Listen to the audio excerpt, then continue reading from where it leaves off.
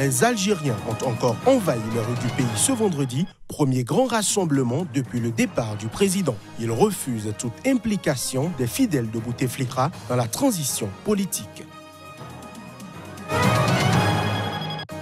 Le président congolais Félix Tshisekedi, en visite à Washington, a affirmé jeudi vouloir déboulonner le système dictatorial qui était en place. Des propos forts qui n'épargnent pas son prédécesseur, Joseph Kabila. Peu après son début, une audition du Premier ministre tunisien Youssef Chahed devant le Parlement au sujet du secteur de la santé a été levée jeudi. Ceci en raison des cris de colère de manifestants.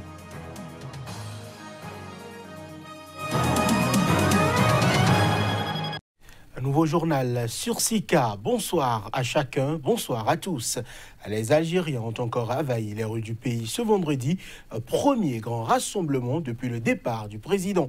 Objectif cette fois-ci, dire leur refus de toute implication des anciens fidèles d'Abdelaziz Bouteflika dans la transition politique. 4 heures avant le coup d'envoi prévu du cortège, plusieurs centaines de personnes s'étaient déjà réunies dans le centre d'Alger sur le parvis de la Grande Poste. Cette place, épicentre de grandes manifestations hebdomadaires, résonne de slogans et de cris comme « On ne pardonnera pas », référence à la lettre d'adieu du chef de l'État dans lequel il demande pardon à ses concitoyens. Un lien sacré lie le peuple et l'armée, personne ne pourra le défaire. Aujourd'hui, nous demandons sur cette place que ce clan, qui a la forme d'une toile d'araignée, s'en aille. Nous ne reconnaissons pas le gouvernement et nous ne reconnaissons pas les ministres. Il faut qu'ils nomment un gouvernement compétent issu de ce mouvement.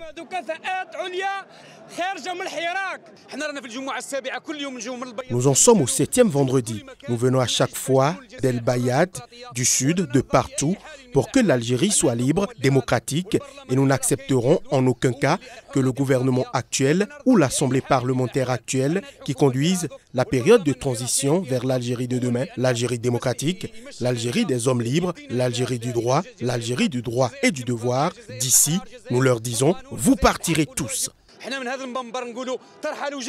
Les protestataires appellent au départ des 3B, Abdelkader Ben Salah, Tayeb Belaïz et Noureddine Bedoui, 3 hommes clés de l'appareil mis en place par Bouteflika et à qui la Constitution confie les rênes du processus d'intérim. À la place, les manifestants appellent à la mise sur pied d'institutions de transition à même de réformer le pays et d'organiser notamment un cadre juridique garantissant des élections libres. Peu après son début, une audition du Premier ministre tunisien Youssef Chahed devant le Parlement au sujet du secteur de la santé a été levée ce jeudi. Ceci en raison des cris de colère de manifestants réclamant de meilleures conditions de travail. Dans un premier temps, l'audition a été retardée de 4 heures en raison de manifestations de journalistes salariés d'un quotidien public et de fonctionnaires du Parlement réclamant la régularisation de leur situation pour certains et des primes pour les autres. Ces manifestations à l'intérieur des locaux du Parlement ont empêché Youssef Chahed de venir jusqu'à l'hémicycle. Après 4 heures de retard sur l'heure prévue du discours, le chef du gouvernement tunisien a pu finalement y accéder, mais alors qu'il s'apprêtait à prendre la parole devant les députés, des cris ont fusé. Le jour où il y aura une bonne organisation, où il y a des conditions qui permettent la tenue de ce débat, le chef du gouvernement viendra. Et d'ailleurs, il est là depuis 10 heures du matin, maintenant on est presque à 14 heures. Donc le chef du gouvernement tenait à dire beaucoup de choses aux Tunisiens concernant la situation du pays et la situation du secteur de la santé. Nous réclamons nos droits et non pas des faveurs ou encore réveille-toi. La situation des enseignants-chercheurs n'est pas appropriée. On scandait des enseignants, universitaires et chercheurs tunisiens depuis les tribunes. Les enseignants, universitaires et chercheurs tunisiens réclament notamment l'amélioration de leurs conditions de travail et le recrutement de diplômés du supérieur qui sont particulièrement touchés par le chômage. Chahed devait être auditionné sur les profondes difficultés du secteur de la santé publique en Tunisie en réaction au décès de 15 bébés des suites d'une infection contractée dans une maternité à Tunis, une affaire qui avait bouleversé l'opinion publique. Au Burkina Faso, le président Roch-Marc Christian Kaboré a reçu ce jeudi plusieurs délégations de partis politiques de la majorité et de l'opposition. Cette rencontre de différents partis politiques avec le président avait pour but d'examiner le contenu du prochain dialogue politique à moins de 2 ans de la fin de son premier mandat. Adoption de la nouvelle constitution, élection générale, réconciliation nationale et lutte contre le terrorisme, de nombreux défis restent à relever et le président Roch Marc Christian Kaboré souhaite obtenir des propositions consensuelles pour faire face à la situation. Clément Sawadogo, secrétaire général du Mouvement du Peuple pour le Progrès, le parti au pouvoir, détaille les différents sujets.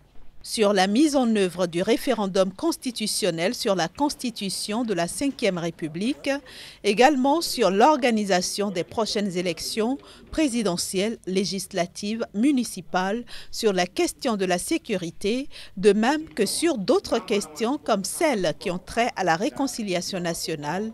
Le président du Faso vous a confié à mener des réflexions. Le chef de l'opposition et sa délégation ont répondu à l'invitation du président du Faso. Et pour Zéphirin Diabré, la situation actuelle du pays commande que tout le monde se retrouve autour de la table des discussions. Notre pays traverse des difficultés et pour affronter ces difficultés-là, il est bon que l'ensemble de la classe politique puisse non seulement de manière consensuelle identifier les problèmes, mais s'asseoir pour échanger autour de ces questions-là. Le dialogue politique se tiendra durant ce mois d'avril, mais aucune date n'est encore fixée. Cependant, il a été demandé à chaque camp de réfléchir déjà sur des solutions aux questions politiques et sécuritaires évoquées. On reste au Burkina Faso où à l'issue d'une rencontre avec le président Roch Marc Christian Kaboré, l'opposition a condamné la multiplication des affrontements intercommunautaires. Cette réaction fait suite aux représailles consécutives à une attaque djihadiste ayant fait 62 morts.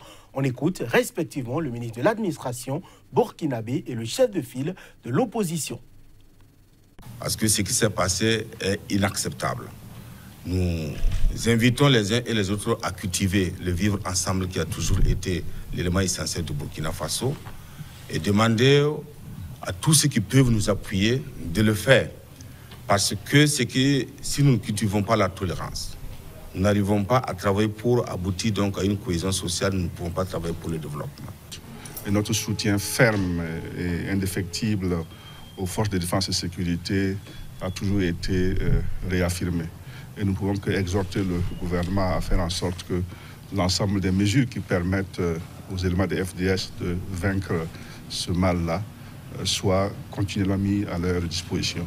Il faut non seulement les condamner, mais appeler largement les Burkinabés à avoir le sens de l'unité et de l'union.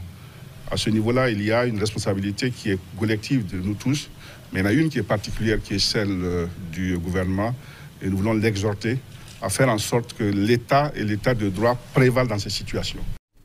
Je l'annonçais en titre, le président congolais Félix Tshisekedi, en visite à Washington, a affirmé jeudi vouloir déboulonner le système dictatorial qui était en place. Des propos forts qui n'épargnent pas son prédécesseur, Joseph Kabila. Kabangui, les détails. Pas sûr que Joseph Kabila ait apprécié la sortie. Depuis Washington, où il est actuellement en visite, Félix Tshisekedi a estimé avoir hérité d'un pays au bord du gouffre lorsqu'il a remporté la présidentielle fin 2018, affirmant que son élection avait permis l'avènement d'un équilibre. C'est pour ça que je suis ici, pour demander aux partenaires traditionnels de la République démocratique du Congo, que sont les États-Unis, de nous accompagner afin que cet équilibre, qui aujourd'hui est fragile, se solidifie. Sans un appui sérieux et puissant, nous aurons plus de difficultés à nous en sortir, a-t-il ajouté, avant d'affirmer vouloir déboulonner le système dictatorial qui était en place en combattant la corruption, la gabégie, la mauvaise gouvernance et les arrestations arbitraires. Pour lui, les États-Unis sont le partenaire idéal pour contribuer aux réformes de l'armée et de l'administration afin de pouvoir ensuite attirer les investisseurs. Évoquant les potentialités de la RDC, il a aussi invité les acteurs économiques américains à s'intéresser à ces minerais stratégiques. Il a également critiqué les sanctions américaines qui avaient suivi son élection. Washington avait notamment sanctionné Corneille Nangaa, président de la commission électorale congolaise, et 2 de ses proches accusés de détournement de fonds et d'avoir sapé le processus démocratique. La représentante du Bureau des affaires humanitaires de l'ONU, OCHA, s'est exprimée ce jeudi sur la situation humanitaire au Mali. Depuis Genève, elle a déploré le manque cruel de financement auquel est sujette l'aide humanitaire, alors que la communauté internationale apporte un appui conséquent dans le cadre des dépenses militaires. La communauté internationale alloue un budget de quelques milliards en vue du déploiement de forces de sécurité au Mali. Au même moment, l'aide humanitaire souffre d'un cruel manque de financement dans le pays. Une situation que dénoncent les Nations Unies qui appellent à un rééquilibrage entre les dépenses humanitaires et sécuritaires. Selon mes calculs, environ 3 milliards de dollars par an sont dépensés pour les dépenses militaires. 1 milliard pour la MINUSMA, 500 millions pour le G5, plus le reste, environ 3 milliards de dollars. C'est beaucoup d'argent, donc de l'argent, il y en a. Mais ils n'ont pas encore vu l'investissement dans la réponse humanitaire et l'action humanitaire comme un facteur de stabilisation. Ce que nous devons faire, c'est investir dans les moyens de subsistance, dans les moyens permettant de générer un revenu, dans la formation formelle ou non formelle, et investir dans l'éducation. Ce dont nous avons besoin, c'est d'abord d'augmenter le financement pour intensifier notre réponse. Depuis janvier, l'ONU n'a reçu que 9% des 296 millions de dollars demandés pour le Mali pour l'année 2019, un montant très peu élevé selon la responsable du Bureau des affaires humanitaires au Mali. D'après ses calculs, les dépenses internationales pour financer les déploiements de forces de sécurité au Mali, via notamment la mission de l'ONU MINUSMA et la force conjointe du G5 Sahel, sont d'environ 3 milliards de dollars par an. Au Bénin, le regroupement d'organisations de défense des droits des travailleurs de l'administration publique et des sociétés d'État dénommées Travailleurs Debout se dit très inquiet des nouvelles conditions de vie et de fonctionnement des travailleurs. À la faveur d'un point de presse, il en appelle à l'abrogation pure et simple des lois dites scélérates qui mettent le travailleur en danger. Plus de précisions avec le porte-parole du Creuset, Travailleurs Debout. On l'écoute. Travailleurs debout réunis en Assemblée générale constitutive exigent 1. L'abrogation pure et simple des dispositions scélérates, rétrogrades, liberticides en rapport avec les modifications de la loi portant statut général de la fonction publique, les modifications de la loi portant exercice de droit de grève en République du Bénin, la prise de la loi portant embauche, la prise de la loi portant renforcement juridique et judiciaire de la gouvernance publique, la loi modifiant et complétant la loi 2001-37 du 27 août 2013 portant organisation judiciaire en République du Bénin, toutes les lois modifiant et complétant le statut de la magistrature, la réintégration de tous les agents contractuels de l'État, illégalement licenciés et radiés de toutes les structures privées et de la fonction publique, des institutions, des collectivités locales, des sociétés et offices d'État du Bénin. La coordination des travailleurs debout invite le gouvernement à engager les démarches nécessaires pour la satisfaction des points inscrits sur la motion dans un délai de 15 jours, en tout état de cause. Et au cas où le gouvernement se livrerait à la diversion, à entreprendre des mesures d'intimidation et de représailles, la coordination des travailleurs debout invite tous les travailleurs à se tenir prêts pour un sitting au ministère du Travail et de la Fonction publique, au ministère de l'Économie et des Finances et sur l'esplanade de l'Assemblée nationale le 25 avril et les 6 et 13 mai 2019 pour la satisfaction de nos vieilles et légitimes revendications. Et voilà qui met un terme à cette édition que nous vous remercions d'avoir suivi.